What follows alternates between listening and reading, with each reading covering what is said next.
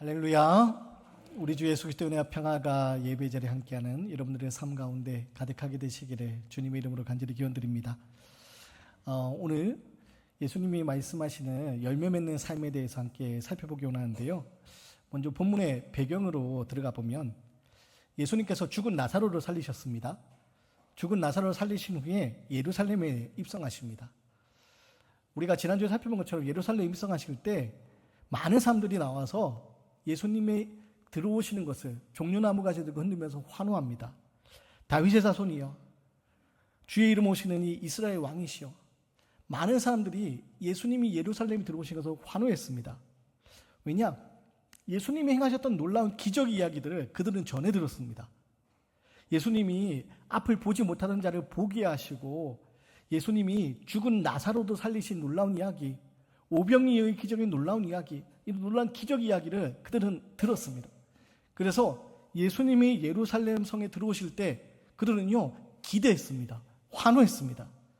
이제 메시아가 이 땅에 오셨으니 우리 이스라엘이 로마의 압제 속에서 지금 나라도 없는데 이 로마로부터 해방되어서 다윗의 그 위대했던 영광, 이스라엘이라는 그 나라의 영광을 회복할 것이라 그들은 기대했습니다.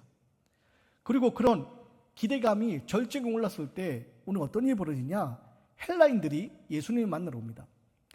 헬라인들이 예수님을 만나러 오는 이 이야기는요 매우 상징적인 예표를 담고 있는데, 복음이 유대인에게서 머무는 것이 아니라 유대인을 넘어서 이방인에게로 모든 민족에게 전해지게 되는 그 이야기를 알려주는 그런 사건이기도 합니다. 그런데 오늘 예수님의 모습은요 사람들의 기대와 전혀 다릅니다. 예수님의 반응은요 사람들의 기대와 전혀 다릅니다.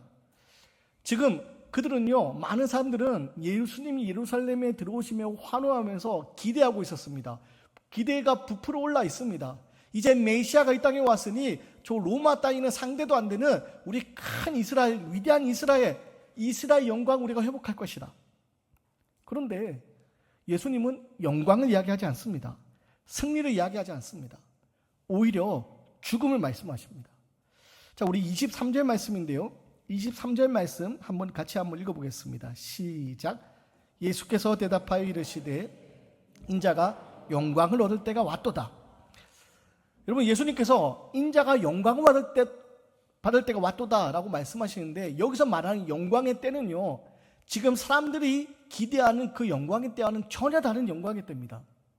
사람들은요 예수님께서 왕자에 오르시고 메시아로서 위대한 왕으로서 다윗처럼, 아니 다윗보다 더 위대한 왕으로서 원수들을 다 물리치고 이스라엘의 가장 강한 나라로, 이스라엘 가장 강한 나라로 만들어서 하나님이 진짜 살아계신 신임을 모든 이방인들 가운데서 나타내시기를 사람들은 기대했습니다. 권세와 능력으로 세상 사람들은 상상할 수 없는 놀라운 방법으로 이스라엘 나라를 강하게 만들어실 것을 기대했습니다. 그런데 예수님께서 말씀하시는 영광은요, 여기서 말하는 영광의 때는요 그런 사람들의 기대와는 전혀 다른 것이었습니다. 예수님 말하는 영광의 때는 뭐냐? 십자가의 영광, 죽음의 때를 이야기합니다. 예수님께서 이미 놀라운 기적을 보이셨습니다. 오병이의 기적도 보이시고 앞을 보지 못하던 사람을 앞을 보게 하시는 것뿐만 아니라 죽은 나사로를 살리시는 그 이야기, 여러분, 이 놀라운 이야기 가운데 사람들은 환호하고 기대하고 있었는데, 예수님을 왕으로 삼고서 지금 로마의 압제 가운데서 그들을 해방시켜주고, 마치 애굽에서 히브리인들을 해방시켜준 것처럼 로마의 압제 가운데서 그들을 해방시켜주고, 지금 정치적으로 경제적으로 어려운 그 사람들의 삶을 변화시켜줄 것을 기대했습니다. 그리고 그것이 이 메시아를 통해서 그들이 보게 될 영광이라고 생각했습니다. 그런데 예수님은 아니라는 겁니다. 예수님은 단순히 정치적으로 경제적으로 그들의 삶을 바꿔주는 것, 그것이 영광의 때가 아니라고 말씀하시는 겁니다. 당시 유대인들이 기대했던 것처럼 오늘날 많은 사람들이 예수님에 대해서 이렇게 오해하곤 합니다. 오늘날에도요 우리 그리스도인들 중에서 대통령이 되고 그리스도인들 중에서 장관이 되고 유력한 정치가가 나타나고, 그래서 사회 전반적으로 교회가 아주 왕성한 활동을 하고 그러는 것이 하나님의 영광을 나타내는 것이라고 우리가 착각하곤 합니다. 그래서 나라에서 정책적으로 모든 학생들에게 창조론을 가르치고 미션 스쿨을 다니게 하고 심지어 여러분 모든 사람들이 교회를 다니게 만드는 것, 여러분 그것이 하나님 나라를 이루어가는 방법이라고 착각을 합니다. 여러분 그런데 그런 방법으로 하나님의 영광은 나타나지 않습니다. 예수님은요 그런 방법으로 하나님의 영광을 나타내지 않으셨습니다. 예수님께서 말씀하시는 영광의 때가 무엇이라고요? 다시 말씀드리지만 십자가의 죽음의 때입니다. 많은 사람들이 기대했던, 많은 사람들이 생각했던 그런 승리와 권세를 가진 그런 높은 자리가 아니라 예수님 말씀한 영광의 때는요 가장 낮고 낮은, 모든 사람들이 피하고 싶은 죽음의 자리, 그 죽음의 십자가의 자리, 그게 바로 예수님의 영광의 때였습니다. 예수님의 영광의 때는요 화려한 예루살렘 성전에서 나타나지 않습니다. 예수님의 영광은요 십자가의 죽음의 자리에서 나타납니다. 예수님의 영광은요 바로 하늘의 밀이 땅에 떨어져 죽음으로 많은 열매를 맺게 되는 바로 그런 영광의 때를 말씀하셨습니다. 그래서 24절 이어서 말씀하시는데요, 우리 24절 말씀을 같이 한번 읽겠습니다. 시작. 하늘의 밀이 땅에 떨어져 죽지 아니하면 하나에 그대로 있고 죽으면 많은 열매를 맺느니라. 여러분 다시 한번 가만히 잘 생각하셔야 됩니다. 지금 사람들이 기대하고 있는 건 무엇입니까? 메시아로서 예수님이 그 어떤 사람들이 할 수 없는 놀라운 방법으로 지금 로마로부터 자신을 해방시켜주기 원했습니다. 정치적으로 로마의 압제 가운데 있고 또 경제적으로 그들은 어려운 가운데 있었기 때문에 메시아가 등장해서 다윗처럼 위대한 이스라엘, 다윗보다 더 위대한 이스라엘을 그들은 만들어주길 기대했습니다. 그런데 예수님은 그렇게 하지 않으시는 겁니다. 예수님은 하늘의 밀이 땅에 떨어져 많은 열매를 맺게 되는 바로 그 이야기를 하시면서 예수님의 영광의 때가 십자가의 자리라고 말씀하시는 겁니다. 그럼 만약에 예수님이 하늘의 밀이 땅에 떨어져 죽는 바로 그 영광의 때를 거부하고 사람들의 기대처럼 지금 로마로부터 해방시켜주는 그런 능력 있는 메시아로서 살았다면 어떤 일이 벌어졌을까요? 예수님이 나귀를 타지 않고 백마를 타고 예루살렘 성으로 왕처럼 입성했다면, 아니 사람들의 기대처럼 이스라엘의 새로운 왕으로서 예수님이 활동하셨다면 그럼 어떤 일이 벌어졌을까요? 어쩌면 예수님의 그 놀라운 권능으로 말미암아 로마를 무너뜨렸을지 모릅니다. 그리고 당시 종교 지도자들, 정치 지도자들, 부패했던 모든 세력들을 쫓아내고 사회적인 개혁을 이루셨을지 모릅니다. 그리고 그 시대의 사회는 개혁되고 변화되었을지 모릅니다. 하지만 우리의 구원은 없었을 겁니다. 예수님은 우리와 상관없는 한 역사적인 인물로 남을 뿐이지, 위대한 정치가이자 위대한 개혁가로 남을 뿐이지 오늘날 우리의 구원자로, 우리의 구세주로 고백되지 못했을 겁니다. 이 세상에는 구원도 없고 교회도 기독교도 그리고 우리에게 소망이 없었을 겁니다. 그래서 예수님은요 사람들의 생각처럼 그런 방법을 택하지 않으셨습니다. 예수님은 사람들의 기대와 다른 하늘의 밀이 땅에 떨어져 죽는 길을 택하셨던 겁니다. 사랑하는 여러분, 예수님이 말씀하신 영광의 때, 그때는요 바로 하늘의 밀이 땅에 떨어져 열매 맺게 되는 그 일을 통해서 드러나는 겁니다. 사람들의 생각처럼 여러분 화려한 권세를 가지고 능력을 가지고 사람들 위에 군림하면서 등장하는 것이 아니라 가장 높은 보좌 위에 계신 분이지만 가장 낮고 낮은 이 땅에 임하셔서 아무도 원치 않는 죽음의 방법, 아무도 원치 않는 그 십자가의 길을 대신 감당하시면서 우리를 영원한 죄와 사망의 법에서 해방시켜 주시는 바로 그런 하늘의 밀이 땅에 떨어져 열매 맺게 되는 바로 그런 방법이었습니다. 사랑하는 여러분, 오늘 예수님의 영광의 때를 우리가 분명하게 알기 원합니다. 이 땅 살아가면서 우리들은 자꾸만 세상에서 말하는 영광의 때에 우리의 마음이 현혹됩니다. 주님을 따르는 십자가 영광의 때를 바라보고 그 길을 함께 걸어가야 되는데, 오늘 우리는 마치 예수님이 예루살렘 성에 들어오실 때 종려나무 가지를 들고 환호했던 사람들처럼 세상적인 그런 영광의 때를 우리는 자꾸만 기대합니다. 그리고 그런 영광의 때가 우리가 주어지지 않는다고 우리는 실망합니다. 근데 여러분 분명히 기억하셔야 됩니다. 예수님이 말씀하신 영광의 때는요 세상의 화려한 방법으로, 세상의 능력 있는 방법으로 임하는 것이 아닙니다. 오직 겸손과 사랑과 희생과 평화의 방법으로 십자가의 죽음의 길을 통하여서 이루어지는 영광의 때라는 사실을 기억하시기 바랍니다. 예수님의 십자가 영광의 때, 어쩌면 세상에서는 그것을 실패로 보았을지 모릅니다. 그러나 예수님의 십자가의 죽음은요, 실패가 아니라 새로운 시대를 여는 영광의 시작이었고, 영원한 죽음의 자리에 있던 우리들을 영원한 생명의 자리로 나아가게 만드는 새 문을 여는 시작이었습니다. 세상은 십자가를 저주와 수치의 상징으로 여겼지만 하나님은요, 예수님을 통하여서 그 십자가를 영광의 자리로 만드시고 부활과 영원한 생명의 자리로 만드셨습니다. 그리고 예수님은 그 길이 영광의 때라고 말씀하십니다. 바라기 오늘 말씀 앞에 우리가 꿈꾸고 있는 영광의 때가 우리가 무엇인지 돌아보면서 예수님이 말씀하신 영광의 때, 바로 십자가의 죽음을 통해서 나타나는 그 영광의 때, 그 영광의 때를 우리가 함께 동참할 수 있는 믿음의 사람이 되시기 바랍니다. 여러분, 그러면 우리가 왜 예수님 말씀하신 그 죽음의 자리, 십자가의 자리, 그 십자가의 자리, 죽음의 자리를 동참해야 됩니까? 왜냐? 그 길만이 영원한 생명으로 나가는 방법이기 때문입니다. 여러분, 이 땅에서 우리가 영원한 생명을 얻는 방법은 단 하나입니다. 예수님이 걸어가신 십자가의 길을 걸어가는 것, 그것이 바로 우리가 영원한 생명을 얻는 방법입니다. 그것이 아니고서는 어떤 방법으로도 우리가 영원한 생명을 얻을 수 없습니다.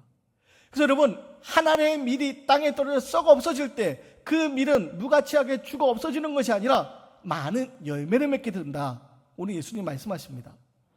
그리고 오늘 25절 말씀하시는데 25절 말씀 같이 한번 읽어보겠습니다. 시작. 이 세상에서 자기의 생명을 미워하는 자는 영생하도록 보전하리라. 여러분, 생명을 살아가며 잃고 생명을 미워하며 얻는다고 말씀하시는데 이것이 무슨 말일까요? 자기의 생명을 살아가는 자, 여기서 말하는 생명을 사랑하는 자 할 때 사랑은요, 무엇을 얘기하냐? 집착을 이야기합니다. 자기 자신을 중심에 두고 하나님보다 나에 대해서 집착하는 것, 자기 유익을 추구하며 자기 뜻대로 하나님보다 내 뜻이 앞세워서 나를 사랑하는 것, 하나님보다 나를 더 사랑하는 그 집착을 이야기합니다. 여러분, 나를 사랑하는 것은 인간 본성입니다. 우리의 연약한 가운데 있는 우리 인간 본성입니다. 모든 사람들이 나를 사랑합니다. 다만 오늘 예수님 무엇을 얘기하시냐? 나를 사랑하는 것이 하나님 사랑보다 앞서서 나를 사랑하는 것이 집착이 될 때, 여러분, 그것은 결국 죽음의 자리로 나아가는, 생명을 잃어버리는 것이 될 것이다 말씀합니다. 왜입니까? 이 땅에서 우리가 나를 아무리 사랑해보았자 나를 사랑하는 것으로 우리의 영원한 생명을 얻을 수 없기 때문입니다. 여러분, 그래서 오늘 예수님은 자기 생명을 미워하는 자가 영원한 생명을 얻을 수 있다 말씀합니다. 그럼 자기 생명을 미워하는 자가 뭡니까? 여러분, 나를 미워하라는 말입니까? 자신을 증오하라는 말입니까? 아닙니다. 나를 사랑해야 됩니다. 하나님의 존귀한 형상을 닮은 나를 사랑해야 됩니다. 다만 여기서 미워한다는 표현은요, 히브리적 표현으로 상대적으로 덜 사랑한다는 겁니다. 그러면 상대적으로 덜 사랑한다면 무엇보다, 누구보다 덜 사랑해야 됩니까? 하나님보다 덜 사랑하는 것을 이야기합니다. 나보다 하나님을 더 사랑하고 나의 뜻보다 하나님을 더 앞세우고 하나님의 뜻 앞에 순종하며 하나님 나라를 구하는 삶, 그 삶을 사랑하는 것, 자기를 미워하는 삶이라고 오늘 예수님 말씀하시는 겁니다. 여러분, 나를 미워한다는 것이 세상적인 기준으로 나를 싫어하라는 말 아닙니다. 나는 이처럼 무가치한 존재야, 나는 보잘것없는 존재야, 여러분, 자존감을 무너뜨리는 생각을 하란 말이 아닙니다. 여기서 말하는 자기를 미워하는 것은요, 하나님보다 내가 앞서지 않도록 하나님을 더 사랑하는 그 삶에 대해서 이야기합니다. 그리고 그것이 영원한 생명으로 나가는 길이라 예수님 말씀하시는 겁니다. 제가 좋아하는 찬송가 중에 이 찬양이 있습니다. 존귀 영광 모든 곳에 주님 홀로 받으소서. 멸시천대 십자가는 제가 지고 가오리다. 이름 없이 빛도 없이 감사함에 가오리다. 여러분, 예수님은요, 바로 이렇게 사는 삶이 영생을 얻는 삶이라고 우리에게 말씀하시는 겁니다. 그리고 이렇게 살 때, 여러분, 예수님이 말씀하신 십자가의 길, 그 길을 걸어갈 때 어떤 일이 벌어지냐? 영생하도록 보존하리라. 영생하도록 보존하리라. 여러분, 자기를 버리는 것 같지만 자기를 미워하는 삶, 다시 말해서 하나님의 뜻이 내 뜻보다 앞서는 삶, 하나님 말씀에 순종하는 삶을 살아갈 때 그것이 세상적으로는 미련해 보이고 무가치 보이지만 그것이 바로 실제로는 우리의 영생에 이르게 하는 방법이라고 오늘 성경은 예수님 우리에게 말씀하시는 겁니다. 그래서 여러분, 땅에 떨어지는 하나님 미리 썩어 없어지는 것이 아니라 땅에 떨어질 때 여러분 열매 맺는다는 사실을 기억하셔야 됩니다. 1907년 가을에 텍사스에 따사로운 햇살을 뒤로하고 24살의 젊은 여성이 낯선 땅 조선을 밟은 일이 있습니다. 루비 레이첼 캔드릭이라는 24살의 여성이었습니다. 이분이요, 하나님 나라를 전하고 싶은 그 뜨거운 열정을 가지고 조선 땅을 찾았습니다. 그래서 사람들에게 교육을 하면서 아이들을 가르치고 아이들을 돌봅니다. 비록 언어가 다 통하지 않지만 그 사랑의 모습이 조선 사람들의 마음을 움직이게 되는데요. 하지만 안타깝게도 그녀의 삶이 너무나 짧았습니다. 1907년 가을에 이 땅에 오셨는데 1908년 6월 여름에 채 가기도 전에 그만 하나님의 부름을 받게 됩니다. 25살의 젊은 생명으로 하나님의 부르심을 받게 된 겁니다. 한국에 온 지 9개월 만에 일어난 일이었습니다. 근데 그 캔드릭이라는 분이요, 자기의 유언을 남깁니다. 어떤 유언을 남기느냐? 이제 얼마 남지 않은 상황에서 편지를 미국의 고향에 보내는데 그 편지에 이렇게 보냅니다. 내가 죽거든 텍사스에 있는 청년들을 10명씩, 20명씩, 50명씩 이 땅 조선에 보내주십시오. 그 캔디라는 분이 유언처럼 자기의 사명을 남깁니다. 그리고 그 편지가요, 태평양 바다를 건너서 텍사스의 에빅 청년의 연합대회 때 전달이 됩니다. 그리고 그 자리에서 많은 청년들이 그 편지를 듣고 감동을 받습니다. 그 뜨거운 열정에 감격합니다. 25살의 젊은 나이에 일찍 부름받은 그 죽음에 안타까워하지만 그 슬픔이 끝이 아니라 그 편지에 감동을 받은 에빅 청년들이요, 내가 조선에 가겠습니다. 내가 조선에 가겠습니다. 들고 일어나기 시작합니다. 그리고 20명의 젊은이들이 시작으로 해서 많은 사람들이 한국에 선교사로 오게 됩니다. 하나님의 밀이 조선 땅에 떨어져서 많은 열매를 맺게 되는 바로 그런 일들을 보여주는 겁니다. 서울 양화진 외국인 선교사 묘지에 그분의 묘지가 마련되어 있는데요. 그 묘비에 이렇게 새겨져 있습니다. 만일 내게 1000개의 생명이 있다면 그 모두를 조선해 주겠노라. 25살에 저 머나먼 태평양 건너에 있는 그 25살 캔드릭이라는 그 여성의 마음을 움직였던 건 무엇입니까? 하나님 나라가 이 땅에 이루어지기를 꿈꿨던 겁니다. 9개월, 너무나 짧은 시간이었지만 하나님은요, 그 하나님의 밀이 땅에 떨어져서 수많은 열매를 맺게 하고 오늘날 이 땅에 수많은 그리스도인들이 태어나게 한 거 아닙니까? 여러분, 십자가의 길은 고통스러운 길입니다. 하지만 그것이 생명으로 나가는 길임을 우리는 잊지 말아야 됩니다. 특별히 여러분, 예수님이 말씀하신 영광의 때는 바로 십자가의 길을 통해서 이루어지고 그 길은 바로 하나님 나라가 이 땅에 이루어지는 길이고 우리가 바로 동참해야 될 길입니다. 오늘부터 새생명 축제가 시작됩니다. 여러분, 태신자를 작정하고 기도하는 거, 이거 우리가 당연히 해야 될 일인데 우리는요, 전도하면 왠지 마음의 부담감부터 느낍니다. 그런데 여러분, 이 새생명 축제 기간 동안 정말 내가 하나님의 자녀가 된 기쁨으로 살아가듯이 아직 어두운 가운데 신음하고 있는 누군가가 지금 그 기쁨에 동참할 수 있도록 우리 함께 작정합시다. 우리 함께 기도합시다. 그리고 그때가 언제인지 모르겠지만 반드시 하나님의 밀이 땅에 떨어져 열매 맺는다는 사실을 기억하시고 여러분, 그 일에 동참하며 이 땅에서 나를 위해 살아가는 것이 아니라 하나님 나라를 위해 살아갈 수 있는 열매 맺는 삶, 하나님의 밀이 땅에 떨어져서 나를 통하여서 수많은 열매들이 맺혀지게 되고 먼 훗날 우리 하나님 앞에 섰을 때 하나님 앞에 기쁨으로 이것을 고백할 수 있는 그 믿음의 삶을 살아내게 되시기를 주의 이름으로 간절히 기원 드리겠습니다.